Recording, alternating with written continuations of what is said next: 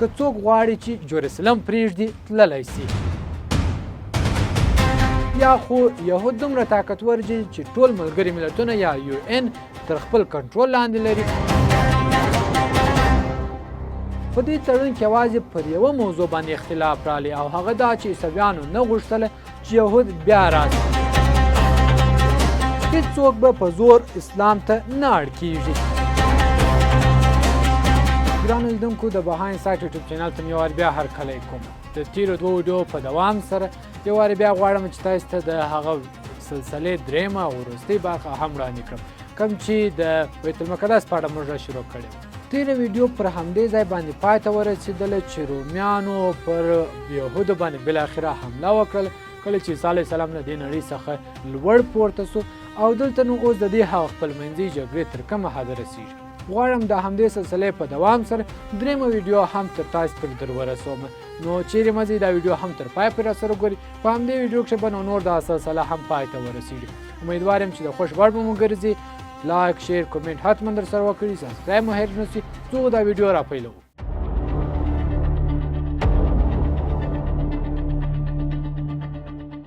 رومیانو په فلسطین کښې په میلیونونو یهودان ووژل او حتی د یهودو هغه اصلي عبادت ځای د حضرت سلیمان علیه السلام معبد یې هم وسوځول او ویې نړوي. له هغه وروسته تر نن ورځې پورې یهودان په دې باندې نه دي توانېدلي چې بیا د درېیم ځل لپاره دغه معبد ځای جوړ کړي. خو یهود په دې باور دي چې دوی به د درېیم ځل لپاره دغه ځای بیا جوړ کړي او په آخره زمانه کې به د دوی یو مسیح راسي. هغه به دا ځای داسې جوړ کړي چې بیا به دوی پر ټوله نړۍ باندې واکمنان سي. دلته نو رومیانو پر یهودو باندې د تل لپاره بندیز ولګاوه چې هغوی به خپل سپېڅلي ښار جرسلم ته د تګ اجازه ونه لري او د راتلونکو 600 کلونو لپاره رومي امپراتوري پر فلسطین باندې واکمني وکړله. په همدې 600 کاله کې ټوله رومي امپراتوري خپل پخوانی دین پرېښود او عیسویت یې قبول کړ او خپل رسمي دین یې وګرځاوه. تر دې ځایه کیسه د حضرت ابراهیم علیه السلام د زوی حضرت اسحاق علیه السلام د نسل په اړه وه. خو له دې وروسته د نړۍ تاریخ په بشپړ ډول سره بدل سو ځکه چې د حضرت ابراهیم علیه السلام لومړی زوی حضرت اسماعیل علیه السلام چې زرګونه کلونه مخکې فلسطین پرېښی و او عربو ته تللی و، الله تعالی د همدې نسل خپل اخرنی پیغمبر حضرت محمد صلی الله علیه وسلم را پیدا کړ. کله چې رسول الله صلی الله علیه وسلم په مکه کې خلکو ته د اسلام دعوت ورکوه هم هغه وخت یو ځل بیا پر فلسطین باندې برید وسو. خو دا ځل دا برید د فارس امپراتوري باچا وکړ. هغه جرسلم فتح کړ. هلته یې 100,000 عیسویان ووژل. ښار یې په بشپړ ډول تباه کړ او کلیساوې ور ونړولې. حتی هغه صلیب یې هم له ځان سره یووړ چې عیسویان باور لري چې حضرت عیسی علیه السلام یې پرې وژلی و. نن هم د نړۍ ټولو کلیساو ته چې تاسې ولاړ سئ نو هلته د صلیب په څېر باندې دغسې یو شکل جوړښت لري او دوی وایي چې دا د هغه صلیب هغه نقل دی. له دې څخه لږ وخت وروسته رومي امپراتوري فارس ته ماته ورکړه او جرسلم یې بیرته آزاد کړ. دا دومره لویه جګړه وه چې د قرآن کریم د سورة الروم آیاتونه هم په همدې جګړه په اړه نازل سوي دي. له دې وروسته رومیانو فارسیانو ته ماته ورکړله او خپل هغه وړل سوی صلیب یې بیرته ورڅخه راوړي. اوس نو رومیان په دې باور وه چې دوی ته هیڅوک ماته نسي ورکولی او د دوی په وړاندې هیڅوک نسي درېدلی. خو له دوی څخه ډېر لیرې په عربو کښې د مسلمانانو خلافت په ډېر چټکۍ سره پیاوړي کېدی. مسلمانان دومره قوي سول چې د عمر رضی الله عنه د خلافت پر مهال جرسلم یو وار بیا کلابند سو. د جرسلم مشر سفرانوس د ښار تاریخ ډېر ښه پېژنده. هغه پوهېدی چې تر دې مخکې چې هر چا دا ښار فتح کړي د ښار هر څه یې تباه کړي نو اوس هغه ویره درلوده چې مسلمانان به هم همداسې کوي. دلته نو سفرانوس یوازې یوه هیله درلوده او هغه دا چې دا ښار داسې یو کس ته تسلیم کړي چې هغه دې ښار ته تباهي ونه رسوي او هغه دا شرط پرېښودی چې یوازې به حضرت عمر رضی الله عنه ته دا ښار تسلیموي. دلته نو ابو عبیده رضی الله عنه مجبورا حضرت عمر رضی الله عنه ته لیک واستاوه او هغه ته یې دا ویله چې له وینې تویولو پرته د جرسلم ښار فتح یوازې تاسو کولی سئ. کله چې دا لیک حضرت عمر رضی الله عنه ته ورسېدی نو هغه خپل هغه مشاورین راوغوښتل او د صحابو سره یې مشوره وکړله چې زه څه وکړم. د حضرت عثمان رضی الله عنه باور دا و چې دلته نو اوس رومیانو پوره ماته خوړلې ده او دوی نسي کولی چې زموږ سره مقابله وکړي. د دې هېڅ اړتیا نشته چې تاسې ورسئ او دوی د دې قابل نه دي چې د اسلام لوی خلیفه دي هغوی ته ورسئ. خو حضرت علی رضی الله عنه په دې باور او هغه دا مشوره ورکړه چې تاسې باید هلته ورسئ تر څو د وینې تویېدنه مخنیوی وسي او حضرت عمر رضی الله عنه د حضرت علی کرم الله وجهه هغه مشوره ومنله. همدلته نو حضرت عمر رضی الله عنه د خپل خلافت په تاریخ کې د لومړي ځل لپاره مدینه پرېښوده او د فلسطین پر لور روان سو. د روم امپراتورۍ دننه د مسلمانانو ټول پوځ د خپل خلیفه راتګ ته په بېصبرۍ انتظار کاوه. خو له تګ څخه مخکې حضرت عمر رضی الله عنه حضرت علی رضی الله عنه راوغوښتي او د مدینې تر څنګ یې د ټول عرب کنټرول هم هغه ته وسپاري. دا لومړی ځل و چې یو خلیفه له عربو څخه بهر وځي. د دومره ستر اسلامي خلافت مشر حضرت عمر رضی الله عنه یوازې د یو څو صحابو سره له مدینې څخه د جروسلم پر لور روان سو. د مدینې او جروسلم ترمنځ شاوخوا 1400 کیلومتره واټن دی او دا سفر په اوښانو نږدې یوه میاشت وخت نیسي. خو د دومره اوږد سفر لپاره حضرت عمر رضی الله عنه یوازې یو اوښ، لږ خوراکي توکي او څو ملګري لرل، سره له دې چې هغه د نړۍ له تر ټولو ځواکمنو کسانو څخه و. کله چې حضرت عمر رضی الله عنه جروسلم ته ورسېدی نو د هغه ځای عیسویانو ته هم دا خبر ورسېدی چې د مسلمانانو خلیفه یوازې د دوی په غوښتنه باندې راغلی دی. دلته نو عیسویان هم زیات خوشحاله سوله او سوفرانس خپل استازي مسلمانانو ته ولېږه. دلته نو حضرت عمر رضی الله عنه د خپل ژوند تر ټولو لوی تاریخي تړون وکړ. داسې تړون چې تر نن ورځې پورې ټوله نړۍ یې یادونه کوي. په دې تړون کې داسې لیکل سوي وه: بسم الله الرحمن الرحیم. دا امن د الله د بنده امیر المؤمنین عمر بن الخطاب له لورې د ټولو عیسویانو لپاره دی. که څوک غواړي چې جروسلم پرېږدي تللی سي او که څوک غواړي دلته پاته سي هیڅ زیان به ورته نه رسیږي.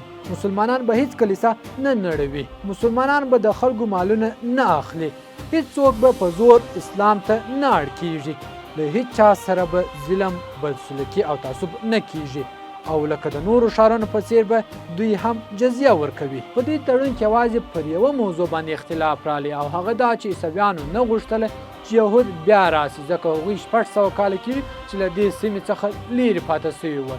عیسویانو غوښتل چې مسلمانان هم دا بندیز همداسې وساتي، خو حضرت عمر رضی الله عنه د هغوی دا غوښتنه ونه منله. هغه په تړون کې ولیکل چې یهودان کولی سي جروسلم ته راسي، خو هلته د دایمي اوسېدو اجازه به نه لري.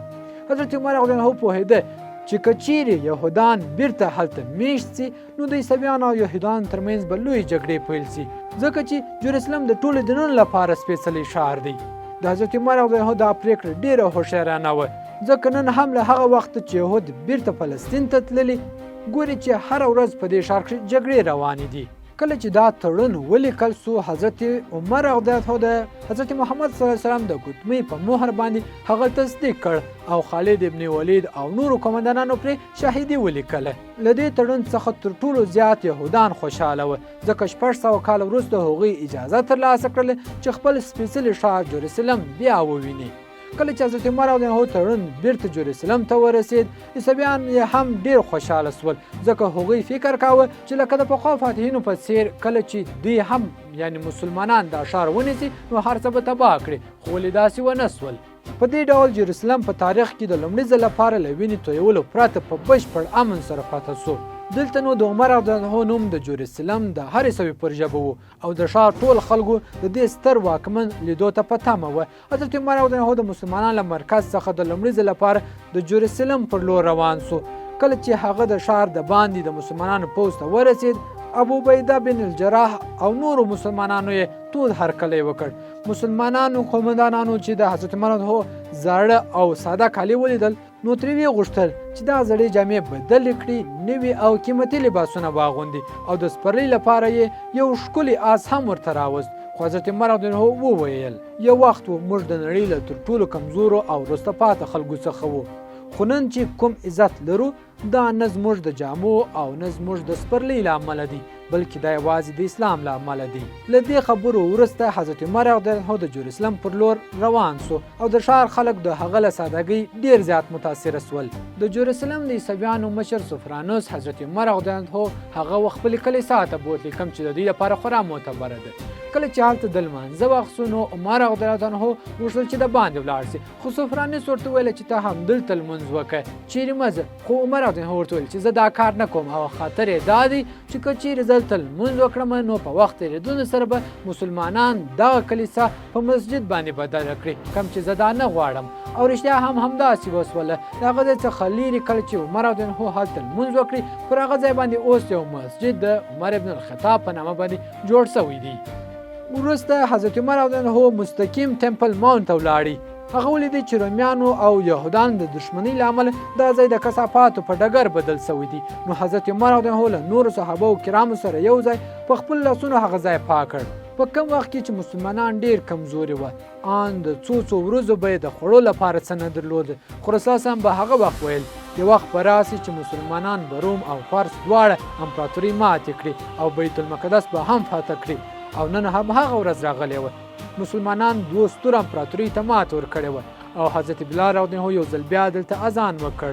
د همهغې ورځې تر ننه پورې نږدې 1400 کاله کېږي چې په بیت المقدس کې هره ورځ اذان ترسره کېږي. په همدې ډول د پیغمبرانو ښار جرسلم له وینو تویولو پرته د حضرت عمر رضیالله لخوا فتح سو. د جرسلم دا فتح یوازې یو خیال او تصادف نه و، بلکې حضرت محمد صلی الله علیه وسلم مخکې له مخکې دا ویلي وه چې دا ښار به مسلمانان فتح کوي او همداسې وسوله. له دې څخه وروسته بیا عیسویان راغلل او بیا پر دې مځکه باندې واکمنان سول. وخت تېرېدی چې بیا صلح الدین ایوبي راغلی او هغه دا ښار فتح کړي او اوس یې وارې بیا د یهودو په لاس کښې دا ښار دی. هغه په دې خاطر چې کله له دویم نړیوال جګړې راوروسته کله چې یهود په رسمي ډول سره په فلسطین کې وارې بیا میشت سوله، نو هغوی مځکه نه درلوده، خو د دویم نړیوال جګړې راوروسته هغوی خپله مځکه اعلان کړله. بیا یو ان دا پریکړه داسې وکړله چې دغه د فلسطین هغه کم مسجد الاقصی او کومه ساحه چې د بیت المقدس چې کم دی هغه دا رقم جوړ کړي چې د هیچا ملکیت یې نه کړي، نه هم د مسلمانانو، نه د عیسویانو او نه د یهودو. خو په وخت تېرېدنې سره یهود دا چې ډېر طاقتوره خلک دي او هغوی د خپلو هغه شیطاني فکرونو له امله ډېر مخته تللي دي، هغوی دا مځکه په بار نیولو سره په حملو کولو سره دا ځای ونیوی، کوم چې ورباندې قبضه یې په یو ډول باندې وکړله او یو ان ورته هیڅ ونه ویل. دلته څو خبرې راولاړېږي، یا خو یهود دومره طاقتور دي چې ټول ملګري ملتونه یا یو ان تر خپل کنټرول لاندې لري او یا یو ان له یهودو څخه خورا سخته بیره لري او نسي کولی چې هغو ته ووایي چې تاسې ولې له قانونه سرغړونه کړې ده. له هغه دمه تر دې دمه پورې چې کم هم دا اوس جریان لري، لا هم یهود پر هغه بیت المقدس باندې واکمنان دي او نه پرېږدي چې مسلمانان یا عیسویان د هغه ځای مالکین جوړ سي او ټوله هڅه کوي چې دا ښار فتح کړي یا دغه بیت المقدس خپل تر کنټرول لاندې راولي. لامل یې تاسو ته اوس واضح سو چې دا څومره تاریخي مخینه لري. دلته نو څو خبرې راولاړېږي. یهود غواړي چې په دې ساحه کښې یو وارې بیا هغه خپل ټمپل جوړ کړي کوم چې د سلیمان علیه السلام له وخته جوړ شوی دی. دوی غواړي چې دا د بل ځل لپاره جوړ کړي او دوی په دې باور دی چې که چیرې موږ دا جوړ کړو نو موږ به د نړۍ تر ټولو طاقتوره خلک جوړ شو او بیا به څوک موږ په وړاندې ونه درېږي. مسلمانان په دې باور دي چې امام مهدي آخر زمان به راځي او دا ښار به خپل تر فتح لاندې راوړي او موږ به یعنی مسلمانان به د ټوله نړۍ واکمنان جوړیږي او همداسې به هم کېږي انشاءالله، ځکه چې مسلمانان پر حق دي، یهود او عیسویان له خپلې لارې څخه اوښتي دي او دوی پر حق باندې نه دي. امیدوار یم ګرانو لیدونکو چې دا ویډیو مو د خوښ وګرځېدلې وي او د فلسطین له تاریخ څخه به خبر سوي یاست چې په څه ډول سره تر دې دمه را رسېدلی دي. دا نو د پیغمبرانو ښار دی او ډېر مقدس دی. اوس پکښې کې ټوله دینونه تقریبا اوسېږي، ځکه ټوله راځي خپل هغه مشخصو ځایونو ته. څوک مسجد الاقصی ته راځي یعنې مسلمانان، عیسویان هغه خپلې کلیسا ته او یهود راځي هغه دیوال ته درېږي، سرونه ورته کښته کوي، ورته جاړي او یو ډول مراسم ترسره کوي. امیدوار یم چې دا ویډیو مو د خوښ وګرځېدلې وي. دا ویډیو در سره لایک، سبسکرایب، شیر او کمنټ حتما وکړئ. امیدوار یم چې تر بلې ویډیو پورې تاسو راته روغ جوړ اوسېږئ. په بله ویډیو کښې به بیا حتما سره ګورو.